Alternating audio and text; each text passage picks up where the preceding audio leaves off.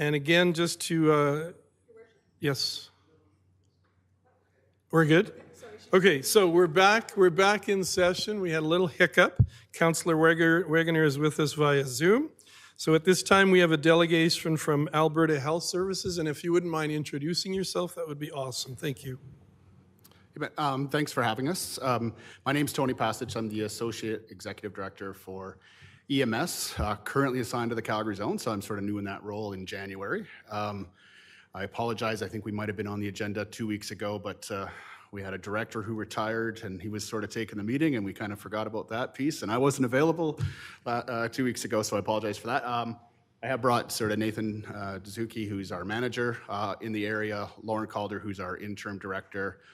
Stu is one of our acting managers, sort of responsible for Northeast, sort of borders the way we sort of organize our management structure, but they decided to join us in case there's any sort of questions on that part of it.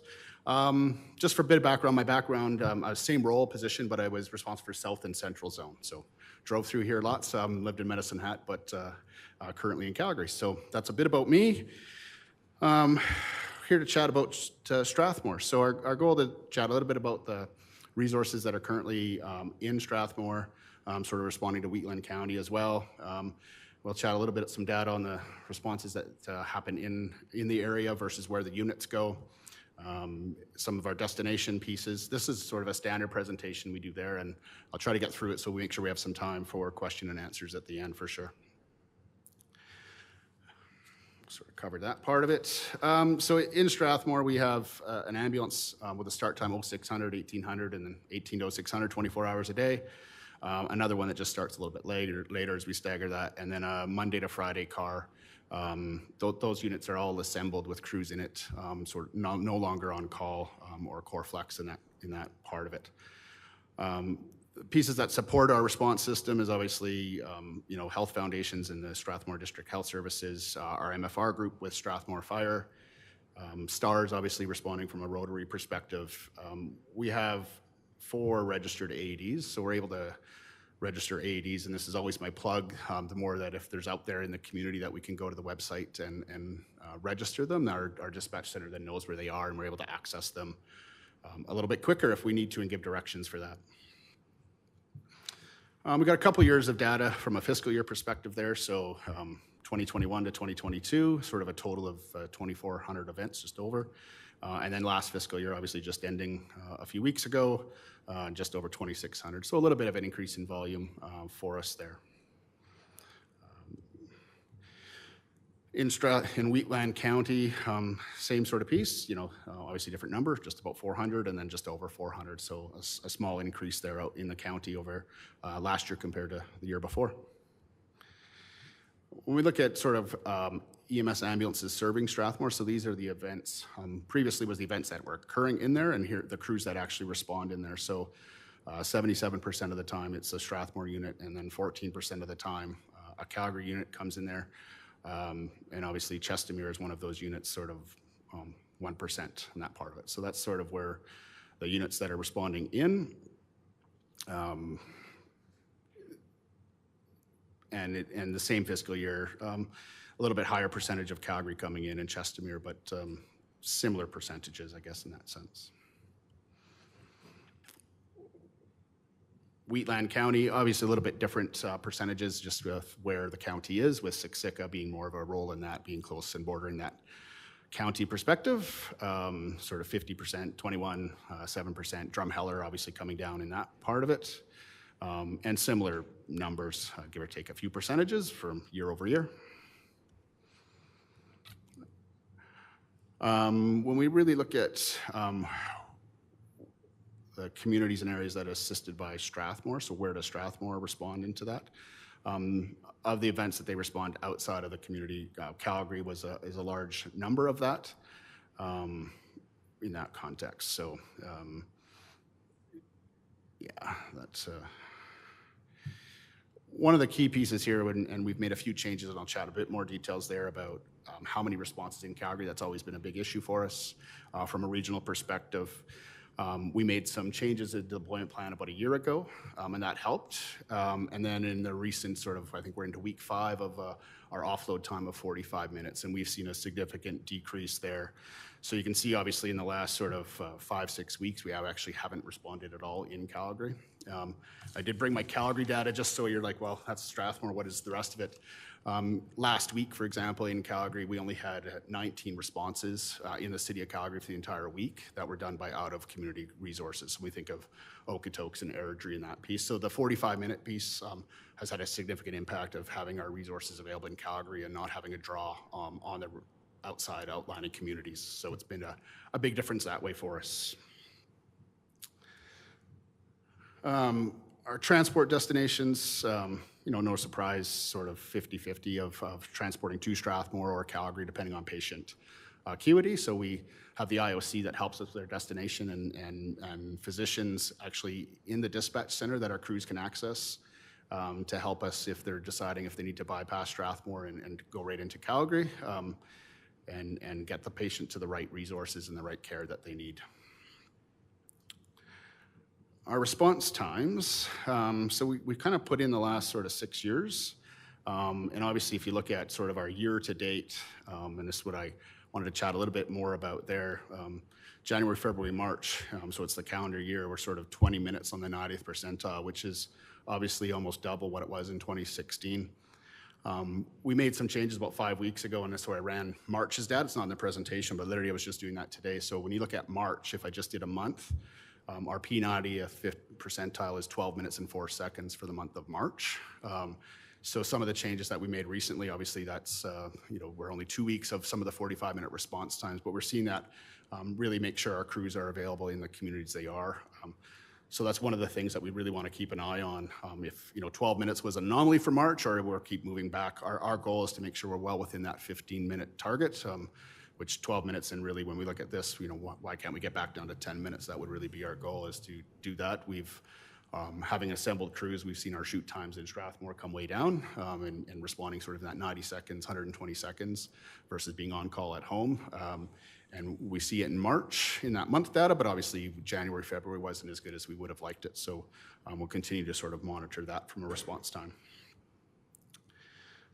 And obviously out in the county, as long as there's ambulances available, it's harder to really target a response time when it's just distance in kilometers. So we really look at our shoot time and our crews, from the time they're paged to the time they go. And ultimately, we don't want to tell our crews to drive any faster or unsafe. It's the distance is generally what drives response time there. So we'll chat a little bit more. It's kind of a standard slide. Obviously, we've had increased call volumes as one of our bigger challenges during the pandemic and throughout that.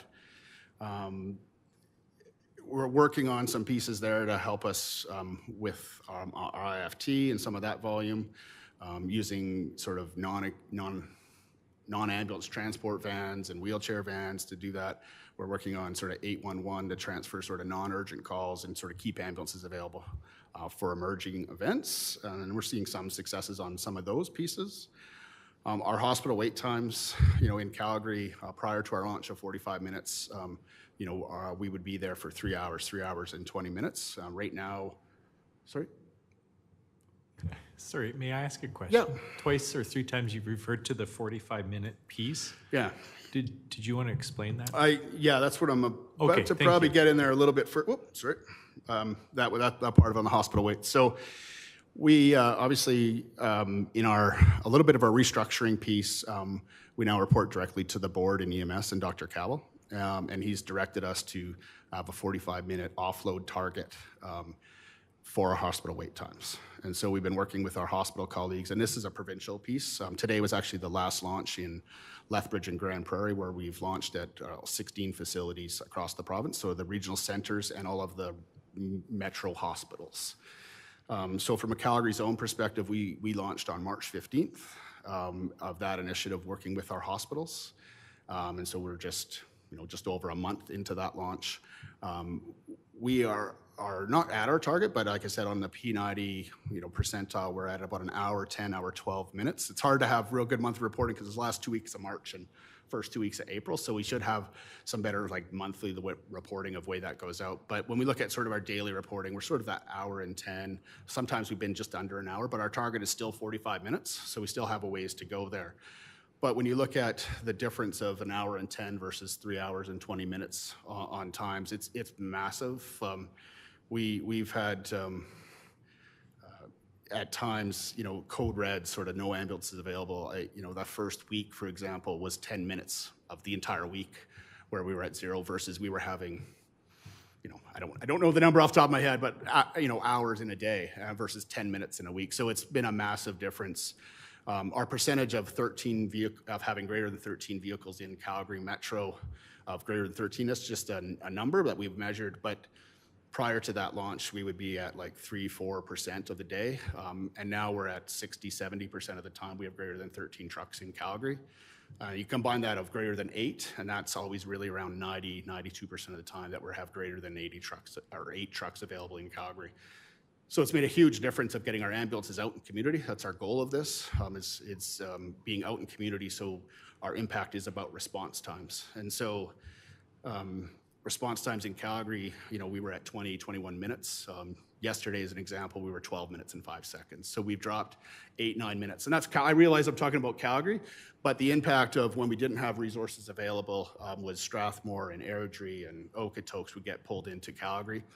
Even if you look at our transport destinations, 50% of our calls of Strathmore, they'll transport to Calgary, whether that's South Health or Foothills. But that 45-minute in Calgary applies to them as well as a Strathmore unit. So when we get there, they're offloaded into Emerge and they get back out to their community they're not there for 3 hours. Our goal is to get them back out in the community. So it still applies to the resources that are outside of the community. So that's sort of it in a nutshell. I don't know if that adds a little bit more depth. Our target still is 45 minutes. We are seeing, the last couple weeks of really this hour and 10 of a bit of plateau, and now we're gonna, it's a lot of cultural changes within the facility, within the hospital, within our own processes in EMS about when do we write charts, and we just got to keep, finding all the little issues that are going to keep shaving off those, 2-3 minutes to get under 60 minutes, and then how do we get under and get to 45 is still our target and our goal, but it's getting to an hour 10 has made a massive difference for our crews, for our staff, and ultimately for our patients and response times. So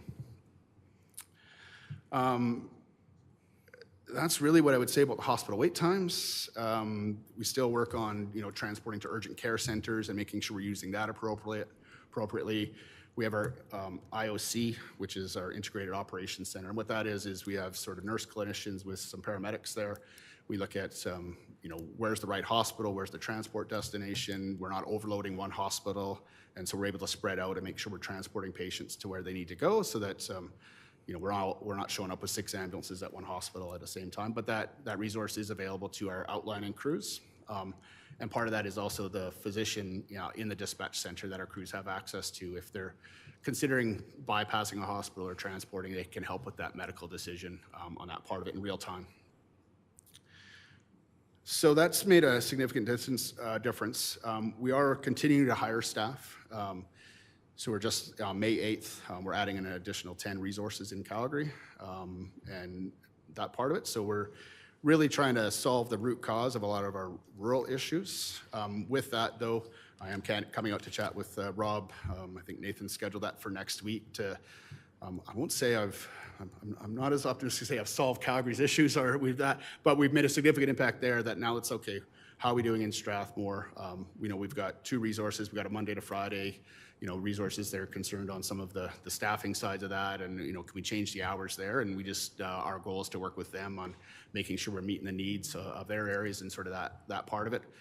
We're also working with our service partners in Siksika to add a resource out there so that we're not a draw and getting pulled into that area, and trying to make sure that each of our communities have sort of the ambulances to respond. So that's a bit of our next step there. The other work that we have on the go on resources is we have an RFQ out around non-urgent IFTs. So this is actually ambulances. They're in that process right now to identify contractors that would be able to support that work. Our goal in that is within about a 50-kilometer circle, which of course includes Strathmore, Airdrie, and that piece. that they can help support sort of non-urgent IFT movement, that the patients still require an ambulance. So not the NAT van and not the wheelchair, actually ambulances. And the goal there would be to still, obviously, keep the emergency crews, so to speak, in their community to do that work. And so the RFQ is closed. They're sort of evaluating that and now sort of working through the next steps with their proponents in that process. So I don't know what it looks like yet and how many resources. We're hoping to find out sort of in the next few weeks on our next step and where we're at with there, and we'll ultimately share that information as soon as we have it on that part of it. Those are really probably the biggest initiatives that talk about resources and then on our response times and those pieces. I think the next slide truly is the discussion and question piece. So Thank you. Sure. Thank you very much for your presentation. Councillor Mitzner? Okay, just an FYI, when was this huge difference on response time made? March 15th, on Strathmore response times. So the month of March, when I run the data for the month of March, our P90 is 12 minutes and 4 seconds for the month of March. Okay, so I just want to share, my mom of 83 in August was an elderly person that waited 4 hours for an ambulance. She was, there was no fire, there was no assessment, there were zero ambulances. One was in Vulcan, one was in Acme, one was in Calgary. And when they came, they didn't board her. They scooped her under the arms and by the ankles with a broken femur. And I mean, what happened, happened, but I never saw no fire, no assessments, no nothing. So if you can save someone else from lying on the floor for 3 hours, then I'm all in favor of this. But I want to know when it was effective. Yeah, and so And so now, do we, like Airdrie, do we keep one ambulance back at all times for our own people? Yeah, so our goal would be to have an ambulance in community. That's the initiatives that we're working on to do that. A lot of the pull of Strathmore ambulances getting pulled into Calgary, so we're not responding in there, right? So the 3 ambulances that are scheduled in Airdrie during the day, when you say hold one back, I mean, I can't say that there's not 4 calls on the go in Strathmore at one time, right? Those things will happen in that sense. But our goal is that our ambulances are here, our response times get below target. In Strathmore, that target is 15 minutes. That's the target we're aiming, is that our response times are below that. So is this fire and these 4 people that you have for assessment, are they new to your system? Did they not exist before? Councillor Peterson might be able to add some insight on that. Sure. Oh, thank you. So Councillor Mitzner, from the WADEMSA perspective that we've talked about, and in light of what you're speaking to, so our call volume in the last quarter was 921 calls. And the reason why this is important to what you're talking about is that because of the ministerial committee in AHS and what they've been able to accomplish in this new world, because it really is a new world, our call volume has gone down 21% plus. And so that is really good news for Strathmore, because that means, or for Wheatland County and Strathmore included, because that means that our cars are not responding to Calgary anymore as a result of this. They're in, and so we now have ambulances on site in town almost all the time. So it is a huge change from what your mother suffered and what other people in this community suffered. And so that March 15th implementation that we're speaking about here, the other thing that it's done, you know, that 45-minute wait, so where our staff, our ambulance staff, were waiting in hospitals for literally hours in Calgary and in outlying areas and here, now they're shooting for this 45 minutes, and they're getting closer and closer in our Strathmore Hospital. And what that means is in the hospital, they have 3 choices. So they can triage a person coming in. That person can sit in the waiting room. They can be, you know, work as assigned to the emergency department, and they can be parked there so that they're under the direct care of emergency staff, or they can be like determined on the triage like a walk-in. So it has taken our EMS and EMT staff out of that realm in the hour time that you're talking about, and has completely and totally changed the way that services are being delivered in our region. And it's just been a remarkable, from Councillor Wagner, who's zooming in, we know from WODEMSA that it's been a remarkable change. And I just give so many kudos to AHS for being able to implement this in what has been a relatively short time. And so our call volumes are down, and we're really happy about that, because we're still doing, 10 calls a day, but we're here. And so, yeah, I really appreciate what you're saying, and I can't say enough about the initiative that you've embarked on. Yeah, and when we say 45 minutes, what our goal is like immediate offload of our patients. So when we walk through the doors of the hospital, as mentioned, go to the waiting room, go to the department bed, and in some of our larger hospitals, there's sort of an ED park area, and then our goal is to hand off to nursing, clean up our unit, finish up our paperwork, and get out the door. And so when you look at Strathmore, where we transport to Calgary, prior to March 15th, we'd be stuck there for 2-3 hours, handing over that care, and we're going straight back and getting back to community where we need to be, and that's our goal, is having them out there in that part of it. But So if there was a call in Acme and we're down to our last ambulance, would you go to Acme or would you stay here for our people? we have a borderless system, so we will send the closest ambulance for an event. And so if that is the closest ambulance, then we would send the Strathmore unit there. But our goal ultimately, and that's what we have to continue to work on, is making sure we're resourcing all of our corridors and all of our communities, that there is resources in community to respond. Councillor Langmaid. Thank you, Your Worship. I'd like to go back to the response times, because I know, and I've made this comment before when your predecessor came to speak to us, and that's that these are the response time targets for D&E level incidents only. So that's life and limb. Those are your worst case scenarios, as I understand it. What's the response time for something that you don't determine as life and limb? I actually peeked at that. I don't have it right in front of me. I'm happy to send that as well. The last guy said that too. Yeah. I can sit and fire up my computer and send it before I leave here if you'd like. I would be happy to do that. And I know I looked at it before I left because I get both reports. They're not drastically different. And I'm just going off a bit of memory. And I will literally send that to you tonight because we get the reports that show, Alpha to Echo, Delta to Echo, Bravo to Echo. So I'm happy to share that. They are obviously more events and a little bit higher, but I'll be happy to literally get that to you later tonight. I would really appreciate that. Yep. I'd like to share a bit of a story with you. At the end of January, I'm actually pretty lucky to be here. I called an ambulance because I had some internal bleeding that I didn't realize was going on. It took you 90 minutes. 90 minutes. I was on the couch in incredible pain. I needed emergency surgery. I was transported to the local hospital, which couldn't help me. I waited another hour for another ambulance to show up to take me to Calgary, at which point I was rushed into emergency surgery. I'm really hopeful that what I'm hearing about this change that occurred on March 15th is true, because people on this council have direct experience with what happens if that's not true, and what dangers that brings to our community. I'm very lucky to be here. I would like to see those times, not only for D&E, but for all responses, to be improved.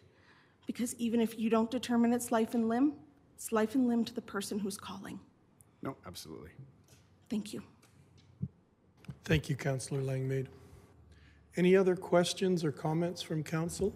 Councillor Peterson? I just have one more comment, and that is with relation to something else that AHS has initiated that has really, really benefited us, and that is that they have given the contract providers, I think before it was just AHS, but now it's for contract providers, and they've provided WODEMSA with power stretchers and power loading systems in all of our ambulances. And this is a huge thing for people and the comfort of people. If you've ever been my size and been loaded into an ambulance. But it is at a cost of probably $260,000 that will be realized when this is put into all of our ambulances. It's a huge benefit to us. And again, I think this is one of these initiatives that has come under the AHS mandate under this ministerial committee. And again, I in a short amount of time since this crisis hit us, I am extremely grateful for the positive changes, the really concrete, measurable positive changes I've seen. And I really am kudos to what you've accomplished. No, and probably the biggest thing I'll add is one of the things I struggle with is this presentation, in all honesty. It's pretty dry. They got numbers, and it's hard to get into the details. What we're planning for and what I'm planning for in my role, and when you look at, we had APAC, we've had different committees making recommendations for us, and we have a one-year operating plan that we're working from that I think is going to be officially public shortly. But the goal for me is actually to get together in the fall and provide updates and actually host more of the meeting with council, with fire and those pieces to say, here's how we've made out, but actually involve you guys in the planning cycle. When you look at from an AHS perspective, our planning, we need to have our sort of business cases and proposals of the initiatives that we need to do in for December. So it can be reviewed for January for government to then sort of look at the budget for sort of the next year. So we've had our input sort of this year. We have sort of our operating plan. And that's where we really want to sort of bring larger groups together to actually participate in the planning piece and provide sort of more detailed updates on sort of where we're at and actually involve you guys in some of the solutions of what we're planning for the next fiscal year. And so that's sort of how we're looking to sort of roll that out sort of starting in the fall in that part of it. So we'll hopefully stay tuned and sort of see the invites for how that will play out. Thank you very much for your presentation, and I just want to touch base. You're going to be contacting Councillor Langmaid with? I don't know if I have your email, but I will work it through here, and I will get, when I get home, I will send it, and you'll have it tomorrow morning for sure. Okay, thank you. Councillor Wagner, did you have anything you wanted to ask, or? No, I'm good, thank you. Okay, thank you very much. All right, thank you. Have a good evening. And that brings us to item 6, the consent agenda. 6.1, are there any items on the consent agenda that any councillors wish to move to the regular public portion?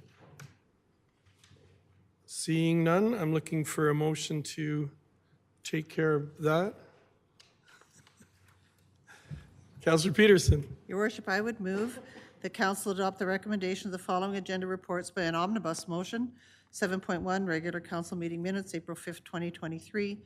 8.3, National Volunteer Week proclamation. 10.2.1, Community Futures Wild Rose Loan Portfolio Report, March 31, 2023. Thank you for the motion. I'll call the question. All in favor? And that motion is carried. We move now to 7.1, regular council meeting minutes.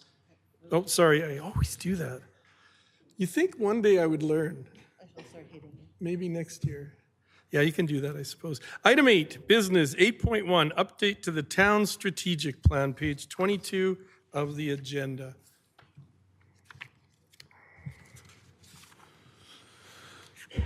All right, so I'll be presenting this tonight here. So council met back in January to review its strategic plan. Council only wanted to see a couple of minor wording revisions to the priorities, which administration has then taken and reviewed, along with other feedback provided during the session. So there was a slight wording change made to the financial sustainability and intentional community development priorities based on the feedback from the workshop. So under sustainability, we've added, under financial sustainability, we've added user fees. And under intentional community development, we've changed intra-community to inter-community. The remainder of the strategic plan remains unchanged, so council's priorities remain affordable living, financial sustainability, intentional community development, climate resiliency, including environmental leadership, economic development, and community wellness. So drilling down a little bit further here now, so affordable living, Strathmore is an affordable community for residents and businesses, enabling access to housing, services, and supports. And so the key overarching activities under that will be synergistic housing product and business growth slash sustainability opportunities, increased availability of affordable housing, and community well-being investment. So in terms of measuring progress, we'll be looking at housing starts, the ratio of Strathmore's housing stock comparing owned to rental units, and percentage of citizens reporting Strathmore as an affordable community. Under financial sustainability, Strathmore provides predictable and prudent tax rates and user fees that reduce overall town debt, builds financial reserves, maintain existing assets, and plan for sustainable growth. So the key activity here is predictable and appropriate tax increases. And measuring progress will be citizen perception regarding value from tax dollar, our credit rating, our tax-supported debt ratio, and the percentage of infrastructure replacement costs in reserves.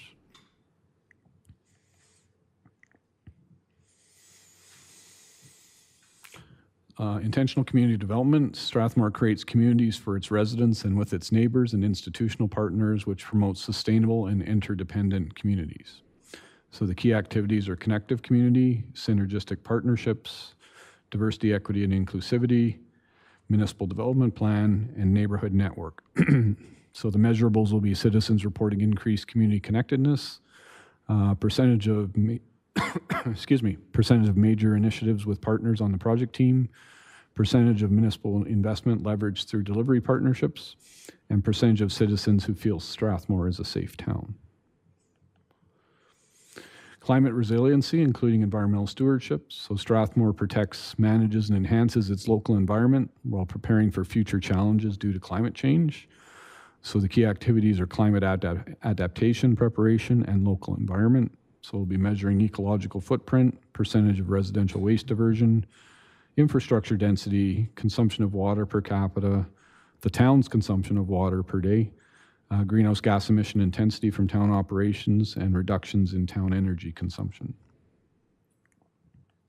In terms of economic development, Strathmore is well positioned to encourage commercial and industrial economic development with a focus on sustainable growth. So the key activity is planned growth community. So we'll be measuring active business licenses, construction values, permit applications, non-residential permits, business satisfaction survey on the movement of goods and services, and percentage growth in small business. And finally, community wellness. So Strathmore values community wellness focused on the maintenance, protection, and improvement of services that support optimum lifestyles. So again, the key activities will be volunteer support, efficient and effective intra and inter-community service provision, successful advocacy outcomes, maintain and increase institutional and NGO supports in the community and businesses, and we'll measure that through citizens report increased health and wellness, per capita usage of civic amenities, percentage of citizens volunteering, percentage of residents who recommend Strathmore as a good place to live, percentage of citizens who feel Strathmore has the appropriate emergency services in place, and crime prevention and reduction statistics. So that concludes my presentation. So, thank you, Kevin. And any questions from councillors?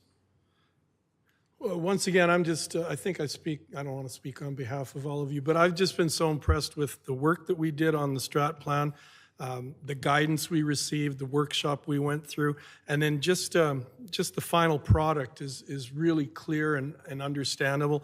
And I love the fact that, I've said this before, when these agenda items come to us, you show exactly on the page which ones they apply to. I've never been as focused on a strat plan and the initiatives as I have been this term and the outcome. So it's just it's a very, very good document, and I'm very appreciative. So thank you. So we are looking for a motion. Thank you, Councillor Peterson. Your Worship, I would move that Council adopt the revised 2022 to 2025 strategic plan as presented in Attachment 1. Thank you. You've all heard the motion. All in favor? Oh, Councillor, no, you're good? Did you want to speak to them on the motion? Okay, sorry. I should have called that. Now that we have a motion on the floor, discussion. Councillor Wiley.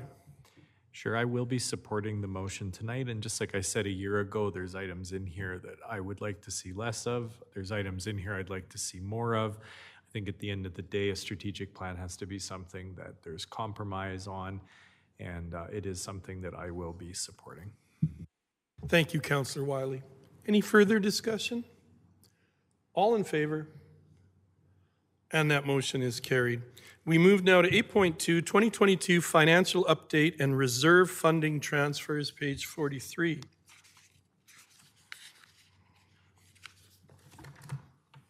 Good evening, Tom, and welcome.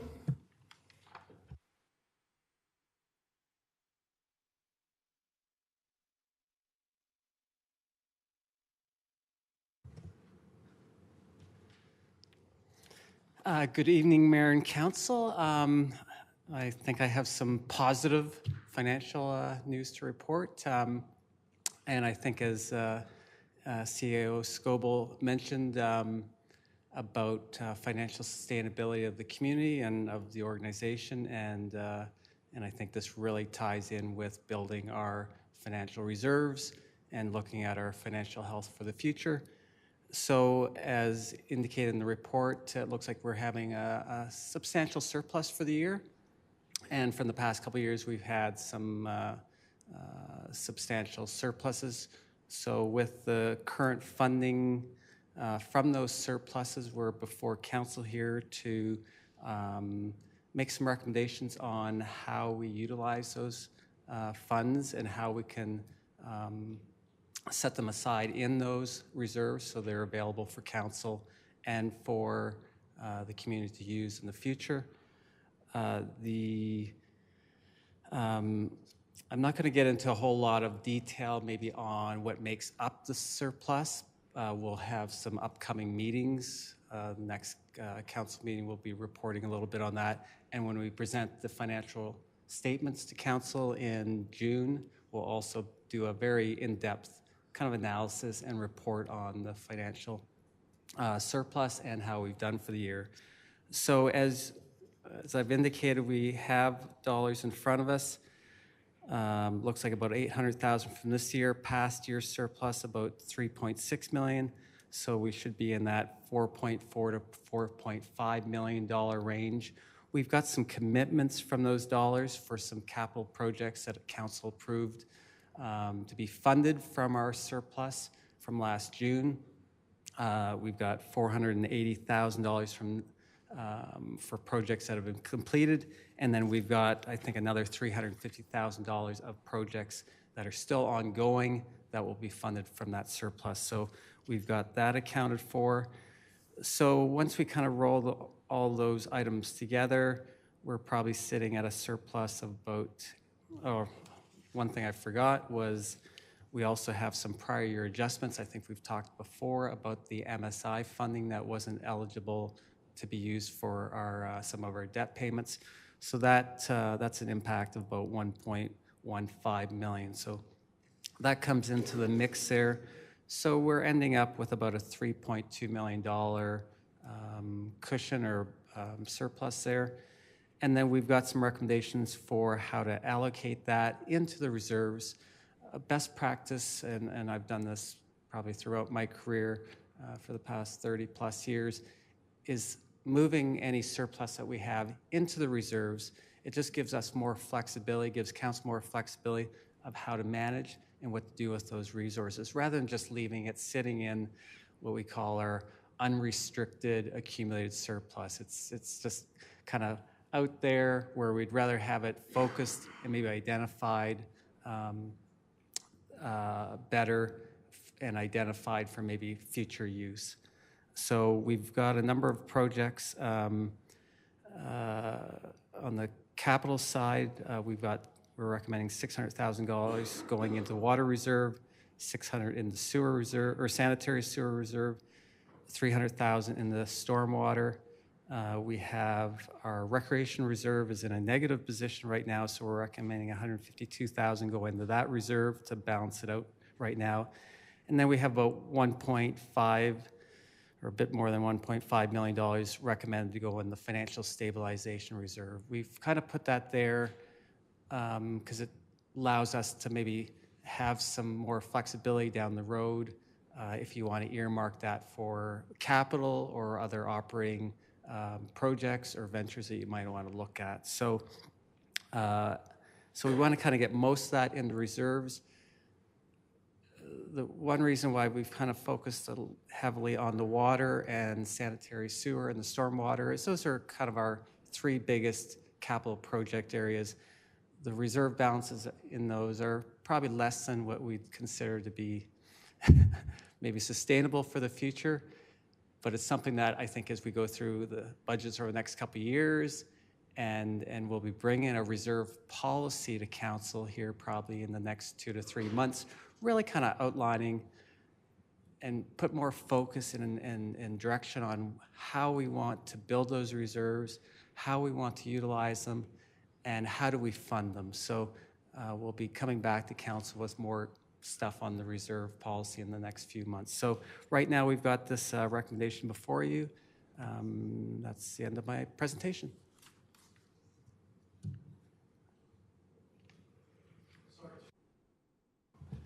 Councillor Montgomery. I have a motion if you're ready. Sure. Thank you. I will move that council transfer 3.202238, if that works, of the 2021 and 2022 $1 million of the 2021 and 2022 accumulated surplus to the following reserve accounts. Financial Stabilization Reserve, $1.55 million. Recreation Capital Reserve, $152,238. Water Capital Reserve, $600,000. Sanitary Sewer Capital Reserve, $600,000. And Stormwater Capital Reserve, $300,000. And if I could speak to that. You bet.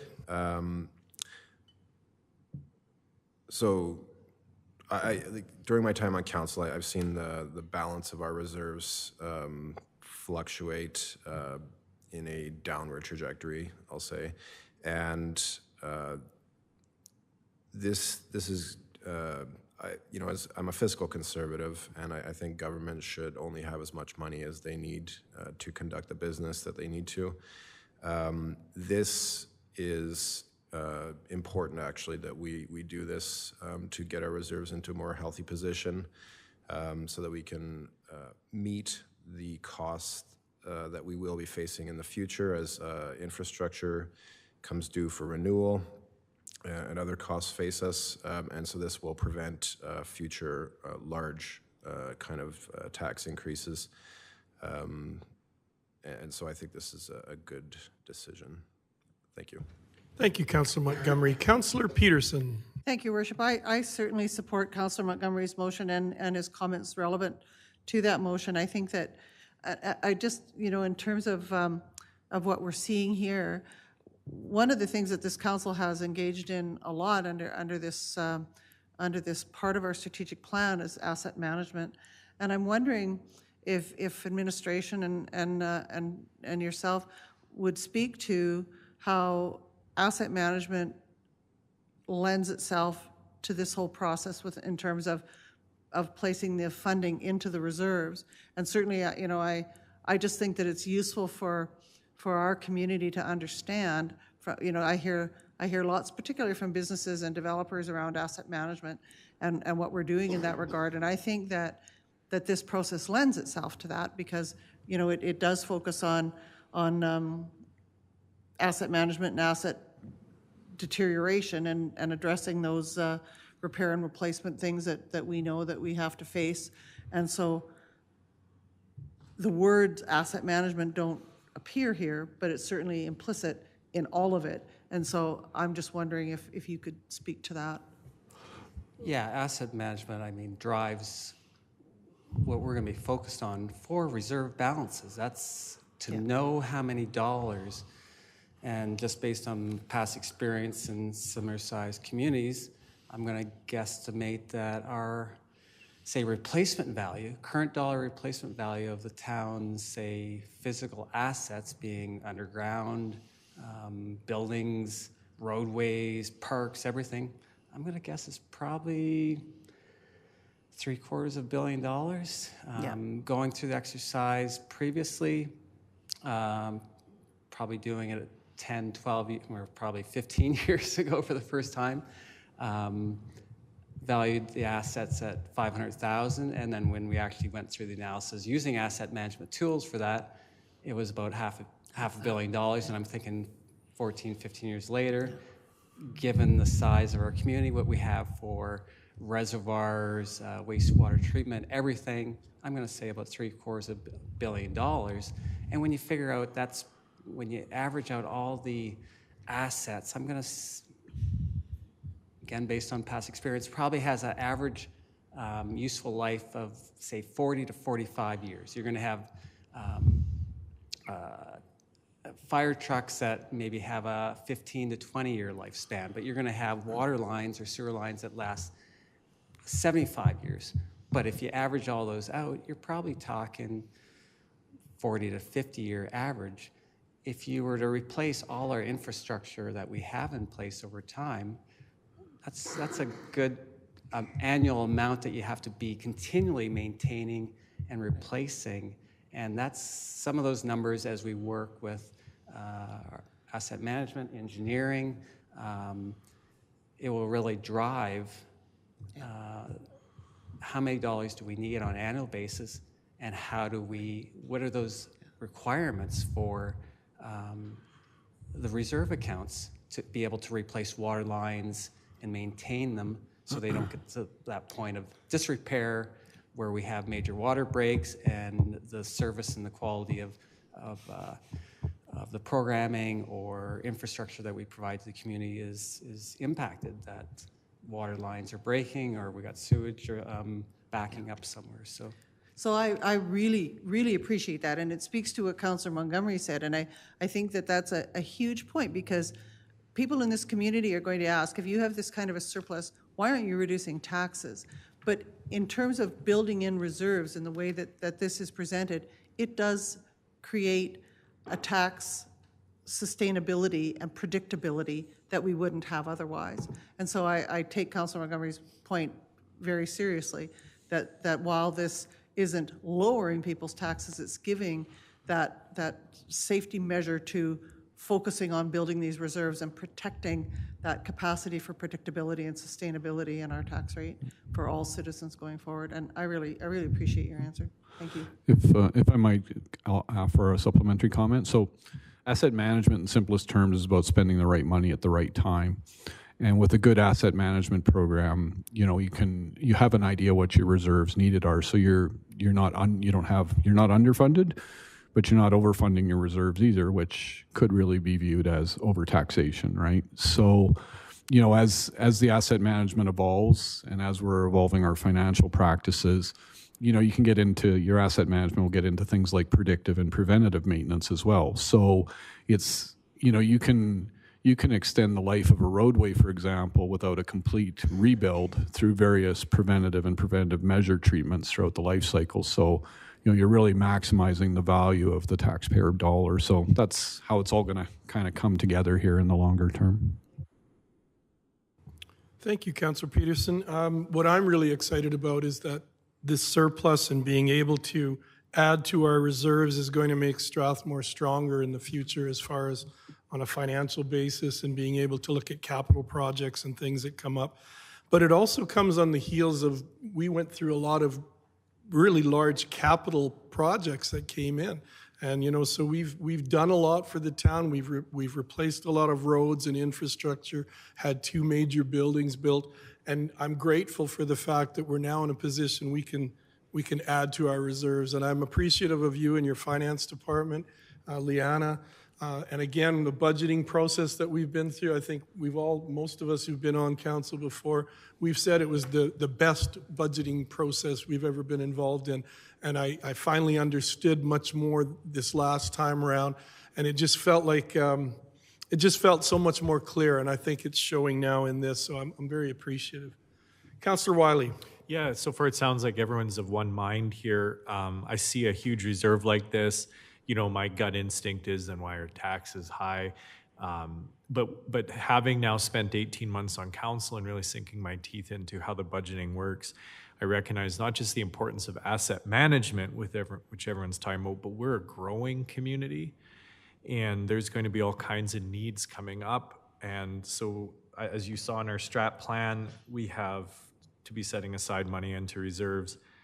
If I can leave my time on town council with money in the bank, so to speak, I will feel like I've done a good job. So thank you to admin. Councillor Peterson. Your worship, it's also, this is not a huge reserve. We are in desperate need of building reserves. We know this in order to protect our community. So this is just, we're at the beginning stages of that. And I think about how, we had faced some huge challenges from a infrastructure perspective. Several previous councils have, because of pressing needs of a rapidly growing community. And so one of the things that this does, it allows us to adapt to economic changes too. It was something that we didn't have much room when COVID hit. We didn't have any room to adapt or adjust or what's the word, pivot in that time. And so it also gives a bit of breathing space that way. So I'm appreciative, as the mayor said too. Thank you for that. We have a motion on the floor. Any other comments? I'll call the question. All in favor?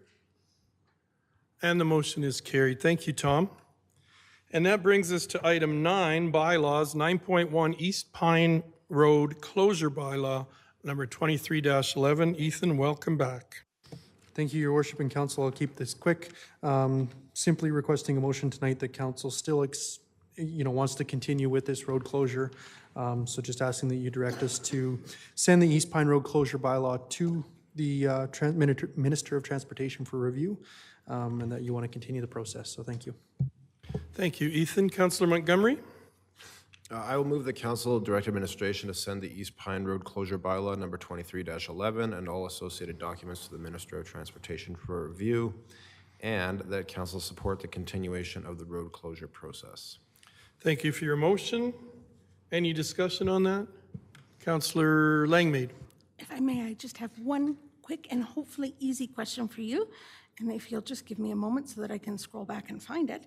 But the gist of my question is, does the closure of this road have any effect on future improvements that could be made at the Pine Road and Spruce Park Drive intersection? The intersection by the McDonald's. Through the chair to you, Councillor, it does not. Perfect. That was my only question. Thank you. Thank you. Seeing no other questions or comments, all in favor? And that motion is carried. Thank you, Ethan. That brings us to item 10, councillor information inquiries. 10.1, questions between councillors and council statements. Councillor Montgomery. I've got a doozy tonight. Oh, boy. This week is, yeah. Hold on, let me get out my big speech I wrote here. This week is pitch-in week across the nation, I believe, and it's near and dear to my heart because I love picking up garbage for some reason. Picking up garbage and picking up litter in your community, it's a quick way where you can make a positive difference immediately. It requires no tools, no special skills, and it's a way that you can connect to your community and make your community a better place. So Pitch-In Week largely kind of centers around beautifying your community and picking up litter. I strongly encourage everybody to get out, just go out for a walk, bring a bag, come down to the town office, get some gloves and bags, or just, as I said, just whenever you're out for a walk, just, pick up some litter and make our community a better and a more beautiful place to live. And also you'll feel more connected to it and feel like you're kind of a part of just making the community better. So thank you very much. Thank you for that, Councillor Montgomery.